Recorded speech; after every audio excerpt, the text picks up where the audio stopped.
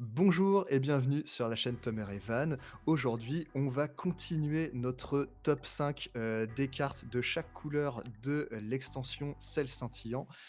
Et évidemment, avec Revan. Revan, comment ça va? Moi, ça va très très bien. J'ai hâte de parler acier. Voilà. Du coup, ce sera la fin. Voilà. Et oui, je sais pas si j'ai dit, mais oui, ce sera rubis, saphir et acier. Lors de la précédente vidéo, on avait fait ambre, améthyste et émeraude. Et comme ça, on aura fait toutes les meilleures cartes de ce set. Qui Et sont selon nous les meilleurs. Après, voilà. On n'est voilà, pas. exactement. C'est un avis évidemment subjectif. Dites-nous dans les commentaires si vous êtes d'accord ou pas avec nous. Vous pouvez aussi faire votre propre top dans les commentaires. Nous, on se fera un plaisir de lire tous ces commentaires et d'y répondre. Voilà, le but c'est aussi de partager les avis. Et Exactement. on est parti sur Et on est la première parti. carte. Euh, tu veux que j'ouvre le bal? Tu veux ouvrir le Mais bal? vas-y, C'est vas-y, parti. vas-y. Alors, du coup, je vais ouvrir le bal avec Ratigan. Voilà. Ratigan, moi, il m'a fait plaisir. Quand je l'ai vu, je me suis dit enfin, on nous donne un petit Ratigan un peu sympathique. Donc 7 non ancrables, mais Floodborne Shift 4. Donc du coup, c'est pas trop mal. Donc Alter 4. Qui a insaisissable, donc encore mieux. Et en plus, on a tous nos personnages qui sont pas endommagés, ça fait vraiment objet, qui ont des dommages sur eux et gagnent plus 2 d'attaque. Donc les stats sont vraiment pas mal. 5-5 qui meurt pour 3 au tour 4. On est vraiment sur un bon Ratigan. Et insaisissable, ouais. Et insaisissable, sachant qu'il y a un petit Ratigan en même temps qui est sorti dans ce set, donc c'est vraiment pas mal. Qu'est-ce que je voulais dire? J'avais un truc intéressant. Oui, voilà. Dans une méta où, en fait, mettre des dommages sur tout le monde va être utile, je pense à Robin, qui va être pas mal, comme on l'a vu dans la précédente vidéo, bah, avec Ratigan, nos personnages qui auront ces dommages, et ben en fait, gagneront plus d'attaque. Et donc, du coup, c'est peut-être un moyen de contrebalancer cet effet de ah bah tu veux mettre des dommages à tout le monde pour pouvoir jouer tes gros robins là, qui vont sortir ou pour pouvoir jouer tes cartes avec ces effets de ton adversaire a des dommages alors moi j'en profite, et bah celui-là viendra un peu contrer cet effet-là et peut-être ralentir l'adversaire de oula, si je lui donne trop d'attaque c'est peut-être pas le bon plan. Ouais, effectivement. Quand il est shift pour 4, c'est vraiment des très grosses stats et en plus avec le mot-clé insaisissable, donc c'est pour ça qu'il est dans ce top. Par contre, si on n'arrive pas à le shift, il est 7 non ancrable et là je trouve que ça fait un peu cher. C'est aussi pour ça qu'il est qu'en 5ème place. Voilà. Voilà. Je voulais mettre un petit bémol là-dessus. À voir comment on arrive à le jouer, si les autres Ratigan aussi ne sont pas trop des mauvaises cartes peut-être. Je crois qu'il y en a un qui est quand même pas trop mal. C'est ça le problème, c'est Donc, que tous les Ratigan qui sont sortis jusqu'alors, ils n'étaient pas exceptionnels. Il y en a un qui est sorti du coup dans ce set, qui est 3, ancrable, qui du coup il est petit, il est plus simple à jouer évidemment. Et s'il a un dommage sur lui, il gagne plus 2. Donc ça c'est ça. voilà. Donc on est vraiment dans cette optique du Ratigan qui donne mets-moi des dommages, je deviens plus fort. Donc voilà. Donc C'est à voir ce qu'il va donner en vrai, mais moi j'aime bien. J'aime bien ce Ratigan. Ouais, on va voir. Ensuite, en 4ème position, on a une carte toute simple Oui, de Arthur. un piaf. Voilà. Et il coûte 1 non ancrable, mais il a 2 d'attaque et 3 de vie. Par contre, il a le mot-clé en français, c'est Combattant. quoi? Combattant. Merci, je l'avais pas. Donc ça veut dire qu'il ne peut pas partir à l'aventure. Et si il peut attaquer, enfin faire un défi, il est obligé de le faire. Mais pour avoir une 2-3, c'est vraiment des excellentes statistiques. Et donc, pour pouvoir gérer le board en early game, c'est vraiment une très bonne carte. Donc, en fonction de la méta, ça peut être joué. Ouais, tu as tout dit là-dessus. J'ajouterais juste qu'avec une petite carte acier Floodborne, il va être pas mal aussi. Voilà. C'est tout. Je m'avance pas trop pour le moment. Du coup, on va passer à la prochaine. Du coup, on reste dans le même thème. On reste dans le même thème et c'est l'épée libérée. Ma traduction est pas trop pourrie. Et au début de notre tour, si on a un personnage avec plus d'attaques que chaque personnage adverse en jeu, nos adversaires, si on joue à plusieurs, perdent 1 de l'or et on gagne un nombre de l'or égal au nombre de l'or perdu par les adversaires grâce à cet effet. C'est une 3 non ancrable. Donc clairement, c'est pas une carte à jouer en x4. Moi, je partirais plus sur un one-off. Pourquoi pas 2, mais vraiment one-off. Histoire de booster un petit peu la course au lore. Donc dans Ruby, on a le Flynn qui est jumelé avec la Sisu, c'est quand même vraiment pas mal. Donc pouvoir poser une épée, si on n'a pas Flynn, on pose l'épée et que l'adversaire a l'orée, ça nous permet justement de pouvoir monter en lore tout en faisant baisser l'adversaire. Et de faire baisser l'adversaire, ce qui nous fait un écart de 2. Donc si on a vraiment la sortie carnaval, si je puis dire, où on a le Flynn, la Sisu, l'épée et le château, mais bon là faut pas trop abuser, mais si on a au moins les 3 premiers, ça nous fait une value de 5, donc plus 4, moins 1, et clairement ça je kiffe, ça j'adore. Et moi clairement je pense que cette carte là je vais la tenter, je vais aller la jouer parce que j'ai vraiment envie de voir ce que ça va donner. Et on le voit, hein, quand même, Ruby joue les personnages avec le plus d'attaque. Donc, le fait de trigger l'effet de cette épée peut ne pas être si compliqué que ça. Et le fait de faire baisser les éclats de l'or de l'adversaire et nous, en parallèle, en gagner, ça fait une vraie différence. Donc, cette carte-là, en 1 contre 1, peut être jouée. Et en jeu à plusieurs, si on s'amuse à jouer en chacun pour soi avec plus qu'un adversaire, c'est encore plus fort. Donc une carte intéressante. Dommage qu'elle soit pas ancrable, c'est ce qui peut potentiellement faire du tort à la carte. C'est clairement pour ça qu'il faut pas la jouer à vraiment plus de 2. Hein. Franchement, si on la joue à 3 ou 4, c'est qu'on n'a pas forcément envie de gagner. Je dis ça, mais ça se trouve dans un mois, vous allez me voir une vidéo. Oh, j'en joue 4, c'est trop bien, allez-y. C'est ça. Ensuite, en top 2. Encore à l'unisson, c'est beau. En top 2, nous avons le Ruby Chromicon. Je sais pas si ça se dit vraiment comme ça. Donc c'est un objet qui coûte 1 ancrable, donc très facile à jouer. Et il peut s'épuiser et on choisit un personnage qui gagne plus 1 d'attaque. C'est simple, c'est efficace, ça coûte pas cher.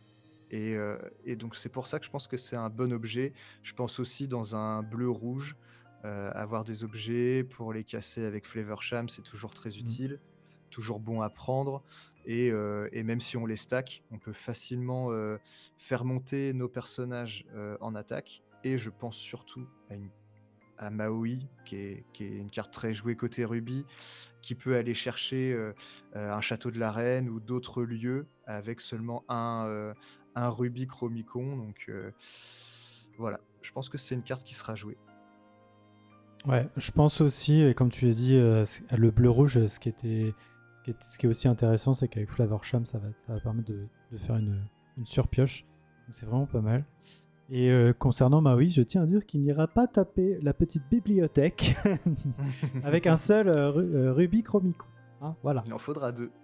Il en faudra au moins 2. Ensuite, nous allons passer à le top 2, top 1, top 1. Oh, qu'est-ce que ça va vite. Le top 1. Ruby.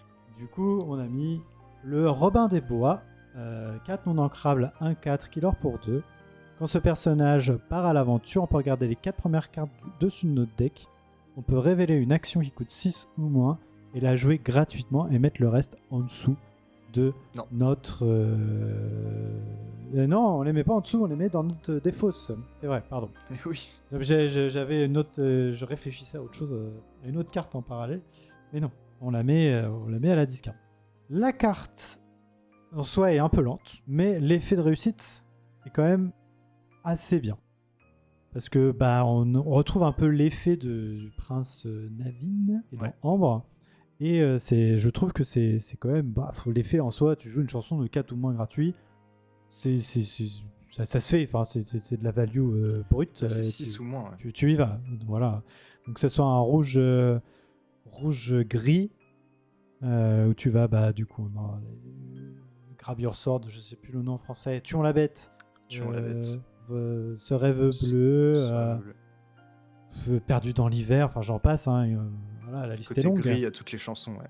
Voilà. Donc du coup, non, je pense que c'est une bonne carte, mais il faut arriver à la faire quest. Voilà. C'est ça. Donc danger plus, mais reward plus. Et là, on parle beaucoup de chansons parce que c'est ce qu'on voit le plus aujourd'hui dans les decks, mais c'est aussi les actions. Et des actions pour 6, il y en a des 6 ou moins, il y en a des très intéressantes qui sont pas forcément jouées, mais peut-être qu'avec ce Robin peut faire l'affaire. On pense à Feu du Dragon. Oui. Je sais pas. Est-ce que tu penses toi à d'autres actions pour 6? Les actions pour 6, mais... non, les actions pour 6, on les avait dit. C'était la vie d'un pirate. Il y avait la bleue qui récupère les objets dans la défausse.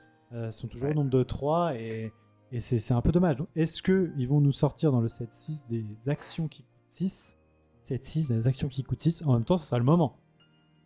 Ouais.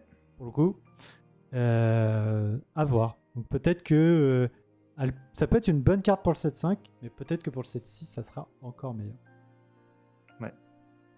C'est ça. Donc une carte qui malheureusement un peu lente, mais si ça fonctionne, c'est très fort. Exactement. Ce qui nous emmène dans nos premières mentions honorables de cette vidéo. Et nous allons commencer tout de suite avec Gaston. Gaston qui coûte 9, non ancrable, 10 d'attaque, 6 de vie, l'or pour 2, donc des stats assez incroyables, enfin surtout en attaque. Et pour chaque personnage ayant des dommages sur lui, enfin en jeu, il coûte 2 de moins. Et il a charge. Donc pourquoi on le met dans les mentions honorables? Parce que en fait notre Gaston il peut aller chercher tout et n'importe quoi, que ce soit un lieu ou n'importe quel personnage épuisé, il va pouvoir aller lui casser la bouche facilement et et voilà, moi je vois surtout ça avec du bleu pour pouvoir ramp et arriver facilement en tour 9. En rubis améthyste c'est peut-être un peu plus dur. Ouais. Mais dans tous les cas, ça peut être une carte jouée. Avec le Mufasa aussi, ça peut être joué. Donc voilà. Oui, et je viens juste de penser, je me dis qu'avec un petit Ratigan, c'est pas mal aussi. Pourquoi le petit Ratigan? Bah non, petit Ratigan dans le sens avec un Ratigan, le nouveau Ratigan qui met, parce que lui clairement il va choper des dommages, et donc tu lui donneras un plus 2. Donc il aurait 12. Et du coup, voilà, toujours plus, pourquoi pas. Hein, est-ce qu'il a besoin d'avoir 12 d'attaque? On sait jamais. On sait jamais. Tout peut arriver. Il y a des titans, on sait pas.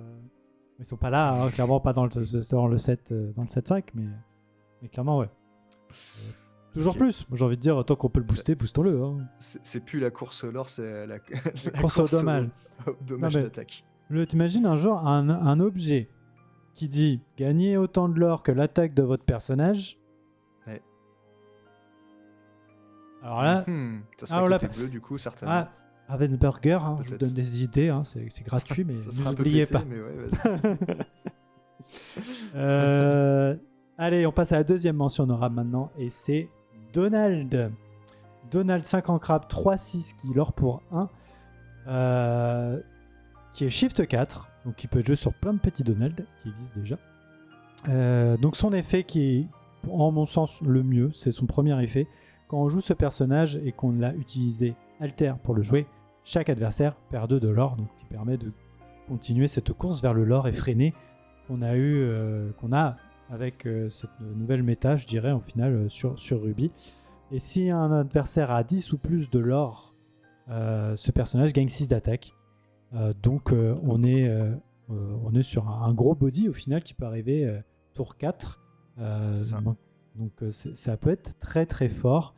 Et cette carte, du coup, on peut passer directement à la dernière mention honorable de Ruby, je pense. parce qu'elle est un peu liée. Avec le Maximus qui, à la fin de notre tour, si on a un personnage qui a 5 d'attaque ou plus, on gagne 2 éclats de l'or. Et si le personnage a 10 d'attaque ou plus, on gagne 5 éclats de l'or. Et donc, que ce soit avec le Donald qu'on vient de voir ou même avec le Gaston, ce Maximus peut nous faire gagner rapidement des éclats de l'or. Je pense que c'est un peu difficile à mettre en place. C'est un setup qui requiert d'avoir plusieurs cartes sur le board. Mais à tester, peut-être que ça peut fonctionner. Donc c'est pour ça qu'on met ces cartes en mention honorable. En plus de ça, on a vu que le Donald il était Floodborn, donc avec Shift, et on a quelques Donald qui coûtent 3 qui sont jouables. Donc pourquoi pas.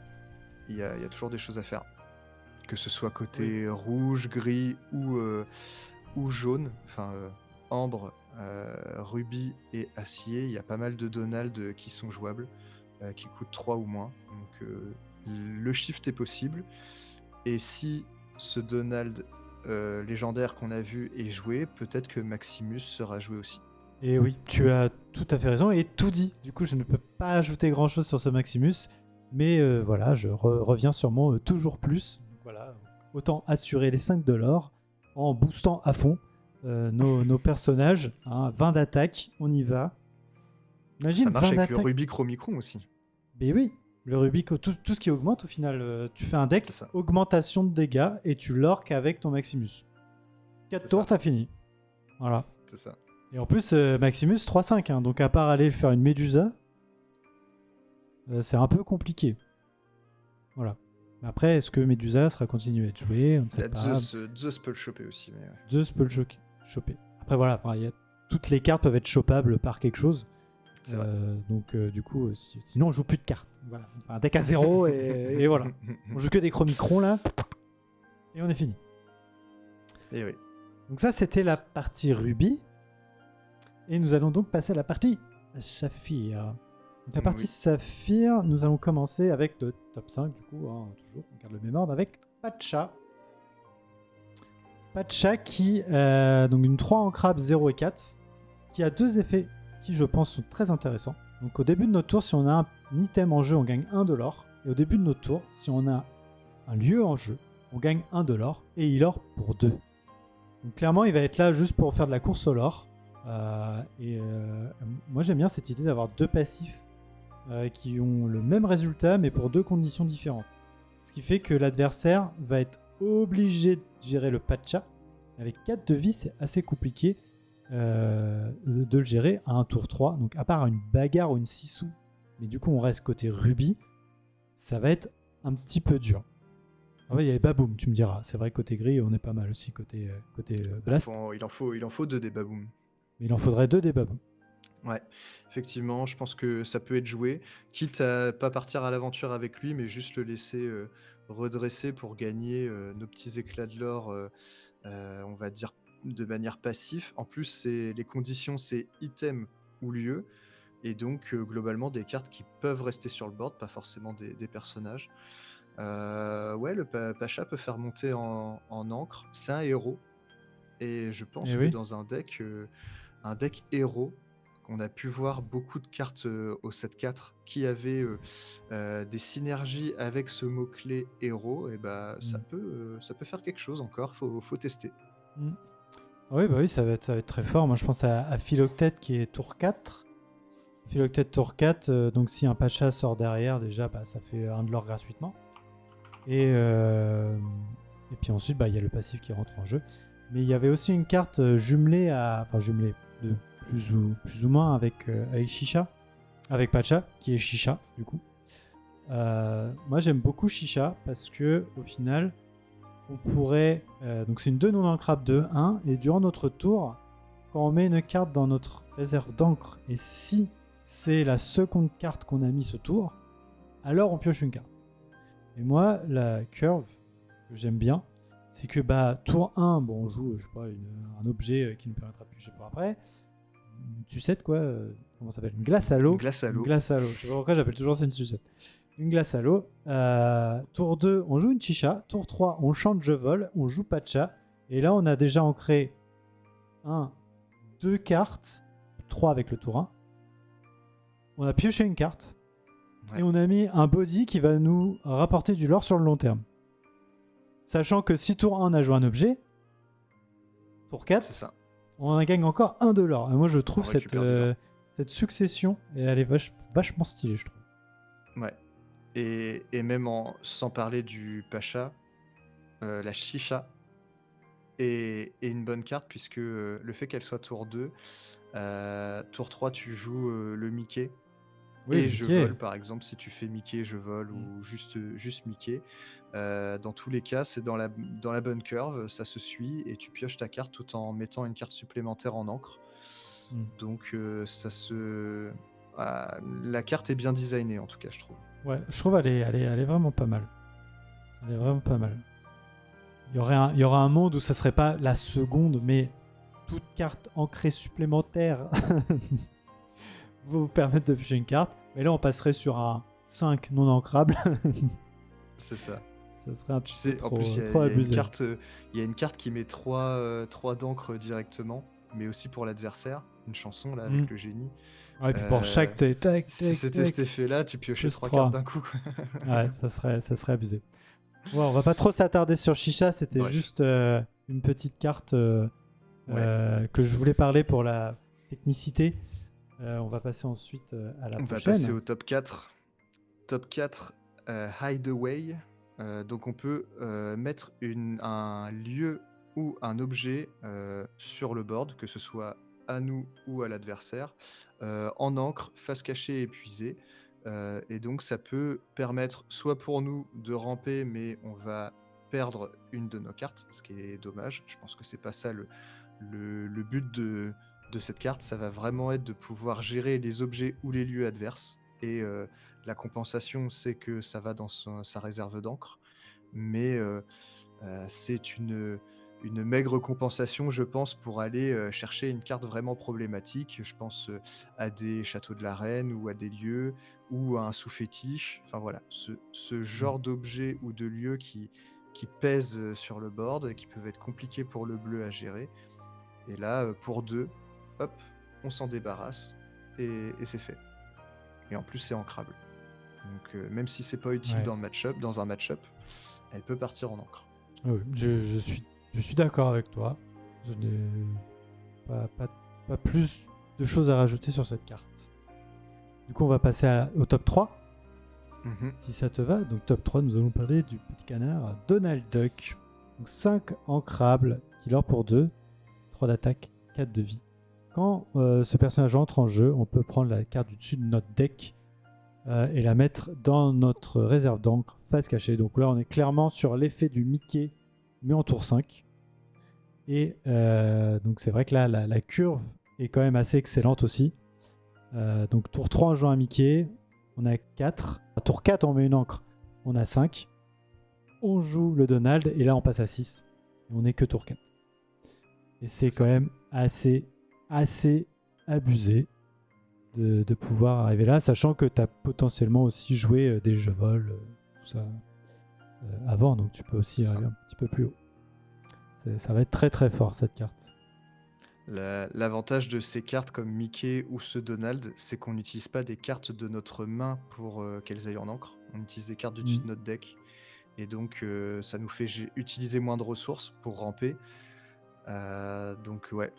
Et ça se suit très bien avec le Mickey. Donc je pense que cette carte va faire que le Mickey sera plus joué qu'avant. Ouais, je pense aussi. En plus, les deux ont une petite loupe. Moi, je dis, Et le body est correct. Parce que ouais, bah ouais, tu hein, peux jouer tour 4. 3-4, tour 4, killer pour 2. C'est prenable dans le sens on le joue, quoi. On dit oui, ouais. Voilà. On dit oui. Ensuite, nous passons au top 2. Le top Et là, 2. ça a été dur. Ça a été dur de choisir top 2, top 1, top 2, top 1. Il est et en on top s'est 2 décidé. ou il est en top 1? Et bah, ça dépend de qui on parle. C'est ça.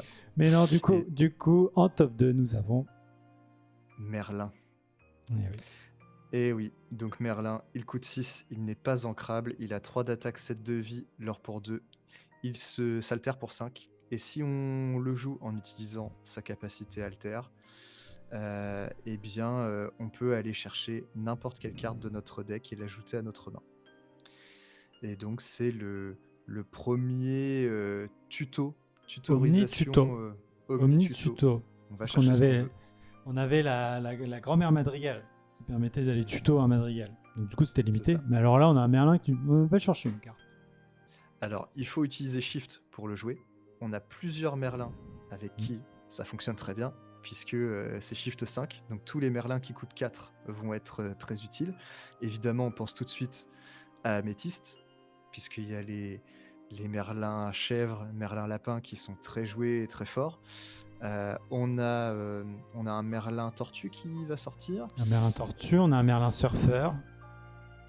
Oui. Mais lui, il est pas ouf. Non, C'est un par Merlin. contre, on a un Merlin du 7-1 qui coûte 4 et qui a juste support. C'est une 3-4, je crois. Vas-y. Il y a un Merlin côté Saphir, donc la même couleur, qui coûte 4, ancrable, 3 d'attaque, 4 de vie, l'or pour 1 et qui a soutien. Et donc le fait qu'il ait 4 de vie pour un coup de 4, c'est intéressant. Et ça va plutôt bien pour aller s'altérer sur ce nouveau Merlin. Et donc aller chercher n'importe quelle carte de notre deck. Et oui. Vas-y.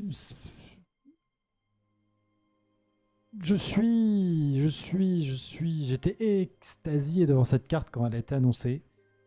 Et plus le temps passe, plus je me dis quand même que ça va être dur. Mais faisable. Parce que du coup, il faut vraiment jouer avec Améthyste. Un Burple, un bleu-violet, pour pouvoir s'en sortir. Parce que sinon, c'est absolument impossible.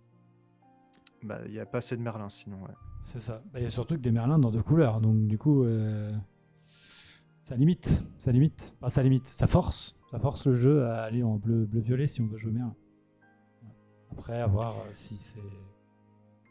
Je sais pas si arriver tour 5, je préfère toujours piocher 2 avec mes amis de l'Odola que plutôt aller chercher une carte. Ouais. Après, aller chercher une carte qu'on veut, c'est toujours très fort. Ça, on va pas le nier. Mais ouais, à voir. En fait, je vois que si tu joues un deck avec, on va dire, 4 Merlins, donc qui tournent autour de ce Merlin, tu peux facilement jouer des cartes en une fois, en x1 dans ton deck. Ah bah oui. Donc pour le coup, pour avoir un éventail de possibilités sur différents match-ups, des cartes que tu n'aurais potentiellement pas jouées, ou alors jouées en des exemplaires en plus d'exemplaires, là tu peux te permettre de les jouer qu'en x1. Et avec ce Merlin, aller chercher directement la carte que tu as besoin. Donc en termes de deck building, ça fait aussi pas mal de changements oui. avec cette carte. Ouais, non, c'est clair, t'as raison. Ça va vraiment être intéressant de la voir. J'espère en avoir. Je vais ouvrir mes petites bobettes. Peut-être une enchantée cette fois. Yeah. Ensuite, passons au top 1. Il est là, le roi. Le seul et unique. On l'attendait. Quand il est arrivé, on s'est tous dit, cette carte est folle. Et plus le temps passe, c'est toujours pareil. Hein. Cette carte est folle. Mufasa, 8 non ancrables, 4-9 qui l'or pour 4. Quand on joue ce personnage, on peut... c'est pas qu'on peut, on épuise toutes nos encres. Et on en met 2 dans notre main de façon aléatoire. Donc on fait un -2 dans nos encres. Mais, si Mufasa... Alors déjà, je sais pas comment il pourrait mourir. Un feu du dragon ou une maléfique. Mais oui, il y a moyen de le tuer, il y a moyen de le gérer, évidemment. Sachant que tu joues dans le bleu, techniquement, tu as de l'avance sur l'encre, donc tu es à l'abri de la maléfique. Donc dès qu'il part à l'aventure pour 4, on le rappelle, on peut redresser toutes nos encres. Donc littéralement, cette carte dit vous pouvez jouer 2 fois. Et jouer 2 fois, c'est une victoire pratiquement assurée. Parce que du coup, il n'y a même plus j'ai 2 encres d'avance sur mon adversaire, c'est j'ai un tour d'avance sur mon adversaire. Voilà. Donc c'est vraiment, vraiment très fort. Trop fort. Super fort. C'est une des cartes à avoir, pour pas dire la must-have de ce set.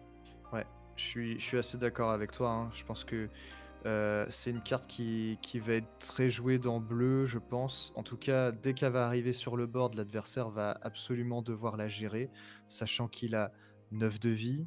Il a 4 d'attaque, donc il se prend pas Médusa.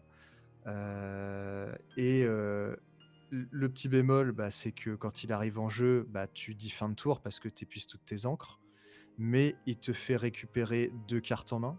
Généralement, les cartes que tu ancres en début de partie, c'est des cartes plutôt de late game, Mhm. donc tu as des chances, je dis des chances parce que c'est aléatoire, mais de récupérer 2 cartes qui vont te servir dans le mid late game et derrière, si tu arrives à le faire partir à l'aventure, OK, tu vas pas forcément gagner plus de lore parce que tu peux pas, redresser tes persos et repartir à l'aventure. Tu gagnes quand Tu même vas pouv 4. Quand même. C'est pas mal. tu gagnes 4 avec ton Mufasa, ça c'est clair.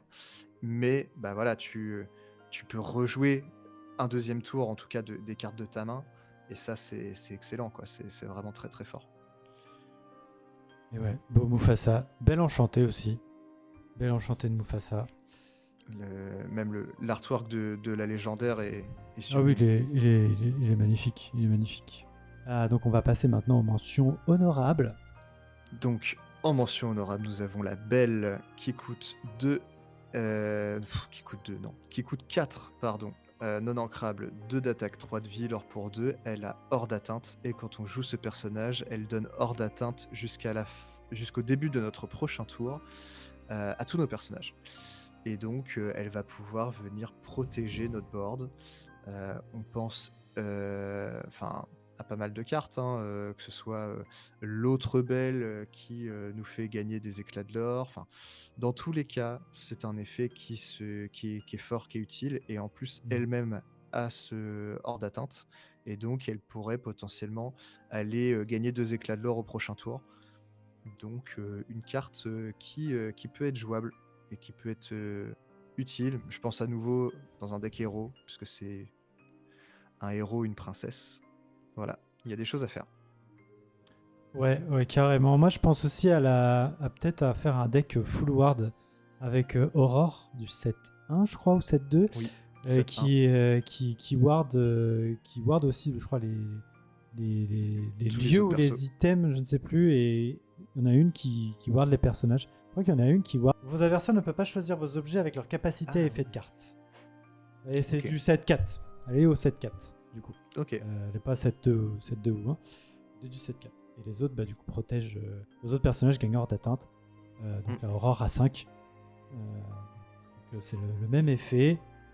Voilà. Moi, je trouve ça assez rigolo de se dire on va faire un deck un peu toxique. Tu peux pas me cibler. C'est fini. J'aime bien l'idée. Voilà. Donc pareil, elle peut être jouée juste après un Mufasa, au tour d'après. Et le Mufasa gagne ward. Ça, c'est aussi fort. Parce que du coup, il peut pas être ciblé. Et on peut jouer de belle. C'est fort. Je la trouve assez forte, cette carte. Ouais. Là, en parallèle, je me demandais, est-ce que on préfère jouer cette belle ou la horreur du 7-1 qui donnait aussi hors d'atteinte à nos autres personnages? Mais je pense qu'on préfère jouer cette belle, puisque quoi qu'il arrive, nos personnages ont ward jusqu'au début de notre prochain tour, alors que la horreur du 7-1, faut qu'elle reste sur le board pour qu'elle protège les autres. Et donc, si la horreur est gérée, on n'a plus ward. Il n'y a plus ward, exactement. C'est un bon point. Voilà. Et ensuite, la dernière mention honorable. Voilà. Elle est là. Moi, quand je l'ai vue, tout de suite, je me suis dit, celle-là, elle va être utilisée pour un truc. Donc, on est sur le cottage de Merlin, qui coûte 1 ancrable. Et tant que ce terrain est face visible, enfin, qui est sur le terrain, chaque joueur joue avec la carte du dessus de leur deck découvert, donc face recto. Et moi, j'ai juste pensé à Bruno Madrigal qu'en fait, quand il est épuisé, on peut l'épuiser et dire voilà, la prochaine carte c'est. Et si c'est ça, on gagne du lore. Et là, clairement, c'est juste facile. On nous donne la carte qui peut permettre à Bruno de jamais se tromper. Et je trouve ça très très cool. Après, est-ce que ça sera joué et fort? Je pense pas. Mais j'aime bien l'idée. Franchement, ça m'a fait kiffer parce que j'ai essayé pas mal de fois d'essayer de mettre Bruno Madrigal dans des decks pour voir ce que ça donnait. J'ai même le deck balai où je me dis j'ai 60% de chance de tirer un balai. J'ai vraiment pas de chance. J'ai pas réussi à le tirer. Et voilà. Du coup, voilà, c'était juste le petit malin à côté, juste pour ça. Voilà. Ouais, c'est une c'est une carte qui est très très très très fun, peut être très drôle à jouer. Si on voit quelqu'un dans un tournoi sur des hautes tables sortir cette carte-là, mais Je ça serait deviens fou. magnifique, tu vois. Je Ça deviens serait fou. magnifique. Ça serait trop stylé. On a tous envie de voir ça. Mais oui, un Merlin Cottage qui a gagné un challenge. Ça serait trop fou. C'est ça. Allez, passons à cette dernière couleur qui est acier. Et en top 5, nous avons le doc. Oui. Prof, en Et- français. Oui, le prof qui coûte 2 non ancrables, 1 d'attaque, 3 de vigueur pour 1. Donc vu comme ça, c'est pas fou. Mais quand on joue ce personnage, on peut défausser notre main et piocher 2. Donc clairement, de gris et une couleur qui parfois ne pioche pas énormément, à part avec ce rêve bleu. Mais si on n'a pas envie de jouer ce rêve bleu, on a le doc qui peut à chaque fois nous refaire piocher 2 quand on joue. Donc pourquoi pas. Ça peut être une bonne carte. Bon, moi je l'aime bien. Des 7 nains qui sont sortis, c'est vraiment celui-là qui m'a vraiment tapé dans l'œil. Le fait de. En fait, on top deck ça, c'est quand même pas mal, quoi. Enfin, plus 3, enfin, draw plus 2. C'est vraiment pas mal. Ça nous fait un petit. Comment on appelle ça? Mes amis de l'au-delà. Ça nous fait un mini de l'au-delà et ça nous met un body. Voilà. Ça, c'est si on n'a plus de carte en main. Si on n'a plus de carte en main, ouais. Oui, de toute façon, je pense qu'il faut la jouer que si on a une carte en main, voire 2 max, et que c'est vraiment des cartes mortes et qu'on ne peut pas les jouer. Mais clairement, non, c'est une carte qu'il faut jouer si on a 0 carte en main, c'est le mieux. C'est le mieux. C'est ça.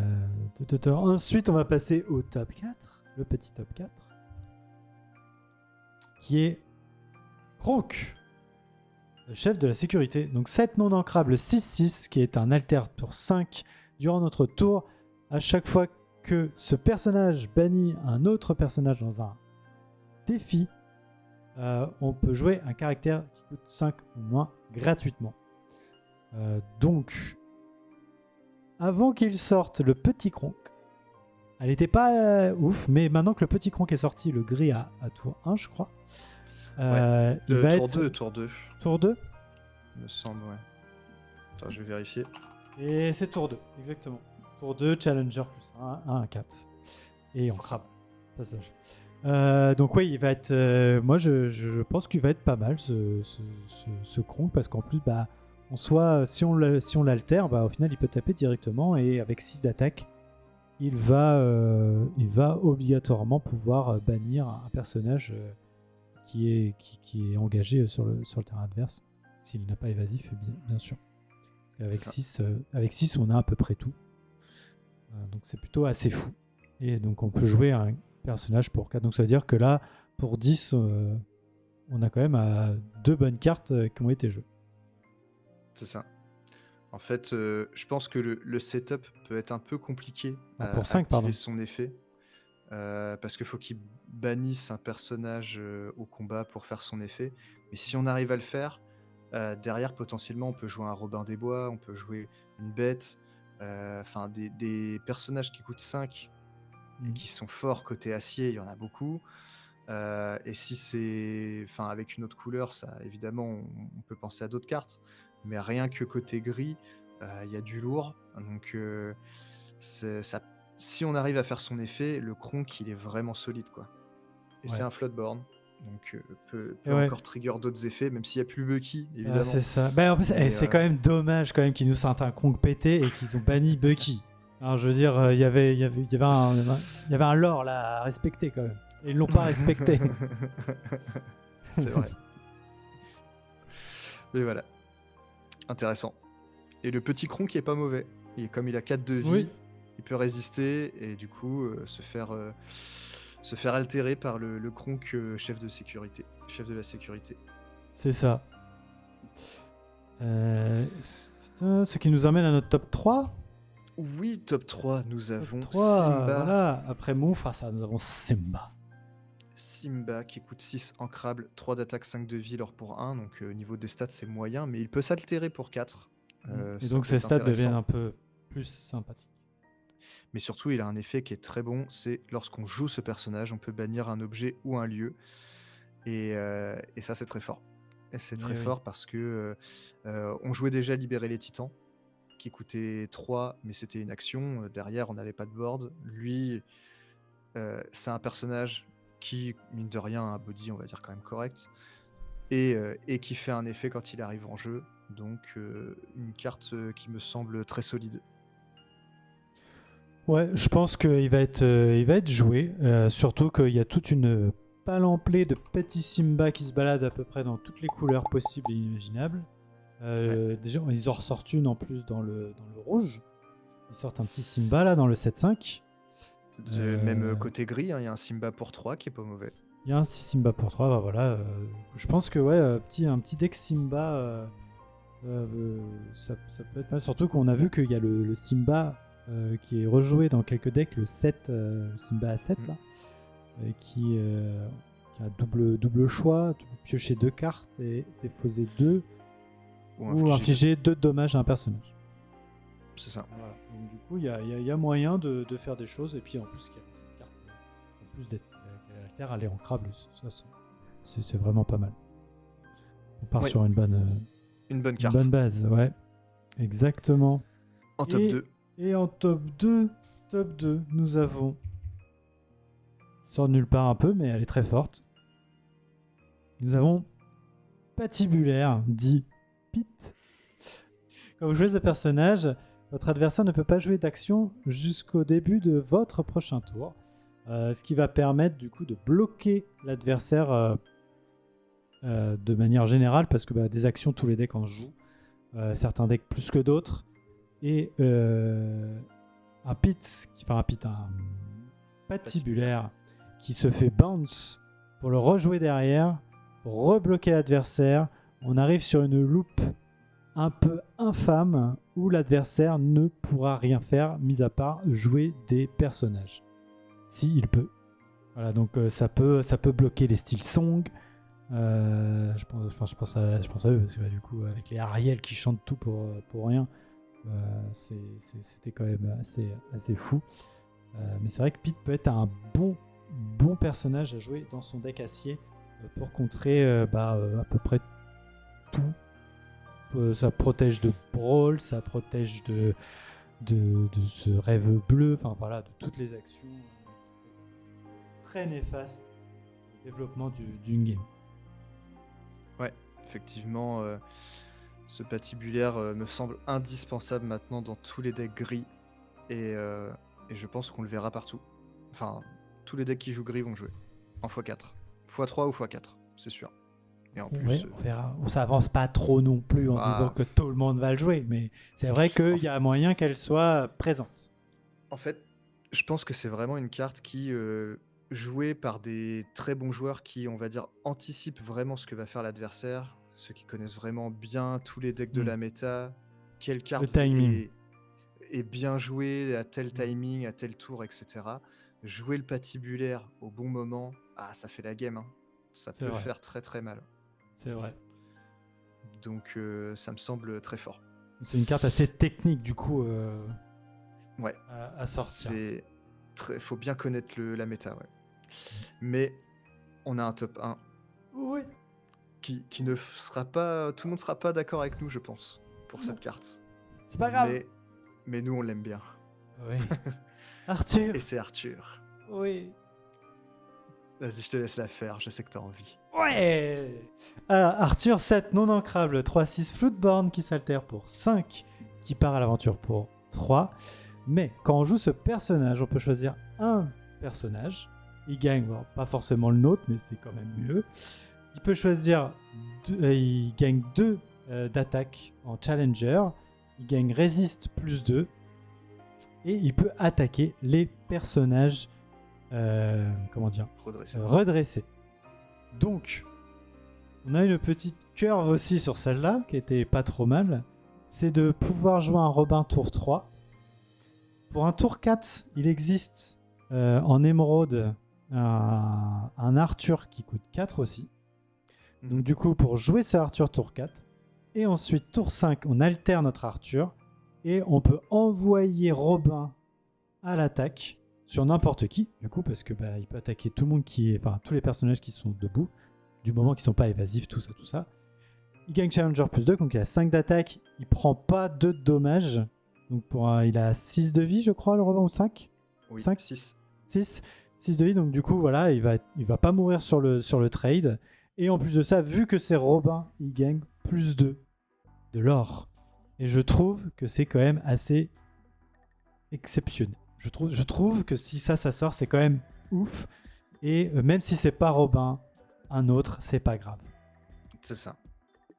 En fait, le setup que tu viens de dire, il demande quand même beaucoup de cartes que tout sorte dans l'ordre. Après, En soi, bon, on cherche toujours Robin oui. tour 1, Robin tour 3. On cherchait Et maintenant, il y a on le cherche... nouvel alter du Robin, Et maintenant, il y a une nouvelle alter du Robin aussi. qui est tour Allez, 3 aussi. c'est vrai. Mais du Et coup, donc, il y a vraiment, je pense que le roi Arthur a moyen de nous faire vibrer, si je puis dire. mm, mm. Ouais. Le fait aussi qu'on peut attaquer un personnage redressé, c'est vraiment très fort, ça. Oui, c'est ça qui le rend vraiment, qui le met top 1 en fait. Du coup, c'est vraiment cet effet-là de pouvoir aller gérer la menace avant même qu'elle ait fait quelque chose. Ça, c'est fort. Le seul bémol, moi, de cette carte, c'est qu'il a que 3 d'attaque, et donc il peut se faire gérer par une Médusa. Mais il aura quand même fait quelque chose en arrivant Oui. en jeu. Après, voilà, c'est ça. Il arrive, il fait son truc, et normalement, t'as déjà fait ton move. S'il reste un tour de plus, tu gagnes 3 de l'or. Et puis, après, voilà, de toute façon, son effet, c'est que quand on le joue. Donc, bon, C'est ça. c'est pas grave, tu l'or pour 3, et puis 3-6, bon, c'est pas la fin du monde. Après, sur un board où t'as un Robin et un Arthur qui a déjà fait son effet, ta Médusa, t'as plus envie de jarter le Robin. Qui lui Ouais. Parce que lui, s'il meurt au combat, tu pioches une carte. Enfin, C'est vrai. le Robin est vraiment, il met une pression de fou. Et je pense que si t'as une Médusa en main et que tu cibles Arthur, t'es dans une erreur totale. C'est clair. Voilà. Clair. Même si c'est une bête, hein, viser la bête. Hein. Je pense que Oui. le Arthur, il est un peu là en mode support, si je peux dire, pour dire, hé, regarde, j'ai un board de bâtard, excusez-moi du mot, j'ai un board de fou, et c'est l'émotion, je m'emporte. Et du coup, tu lui donnes le choix entre, en fait, si tu gères pas, je l'or pour 3, et si tu me le gères, du coup, je continue mon move de base du gris qui est de piocher, de taper, gagner du or. Donc C'est ça. c'est plutôt fort. C'est plutôt fort, j'aime Ouais. beaucoup. J'espère l'avoir. Je veux le On jouer. va la tester, cette carte. Oui. Donc, c'était Et notre voilà. top 1. C'était notre top 1. Donc on va finir sur une note un peu plus douce. Une note mignonne. Une petite note mignonne, je te la laisse. Petite Vas-y. mention honorable Mais oui, sur un petit Mickey qui voilà. ne paye pas de mine comme ça, mais un ancrable, 1 d'attaque, 2 de vie, l'or pour 1, et il a résiste plus 1. Et résiste plus 1 pour les premiers tours, et c'est excellent, parce que il prendra pas beaucoup de dommages, ou voire pas du tout. Et derrière, potentiellement, on pourrait avoir des Mickey Floatborn qui pourraient s'altérer dessus. Il y en a déjà quelques-uns qui sont pas exceptionnels, mais c'est Mickey, quoi. Donc dans les prochains C'est sets, Mickey. on pourrait avoir des Mickey Floatborn encore plus intéressants. Et dans tous les cas, ce Mickey est un bon tour 1. Donc voilà, une carte sympa. Ouais, je pense que là, pour l'état actuel des choses, le meilleur endroit pour jouer ce Mickey, ça reste le deck balai. Pour pouvoir altérer le Mickey sorcier au tour 3. Voilà. C'est Sorcier qui s'appelle? Non, il s'appelle Mickey Mouse. Et du coup, son nom, c'est Ouais, mais le sorcier espiègle. Ah oui, effectivement. C'est un mage héros Floodborn, alter pour 3, qui a résistance plus 1. Et quand on le joue, on peut choisir un personnage et lui infliger un nombre de dommages égal au nombre de balais qu'on a en jeu. Donc moi je le trouve plutôt intéressant parce que même si tu l'altères pas au tour 3, tu as le temps de mettre des balais pour qu'il arrive tour plus tard. Et quand même du coup mettre des dommages avec tes balais. Donc moi je le trouve...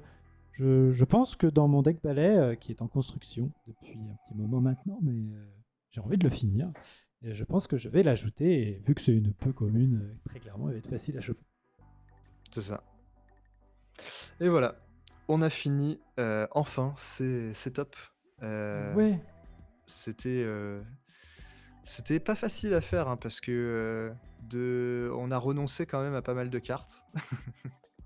Et mais voilà, il faut faire des choix et c'est les choix qu'on a fait. N'hésitez pas à nous dire évidemment si vous êtes d'accord avec nous ou pas. Le but c'est évidemment d'en discuter comme on l'a dit en début de vidéo.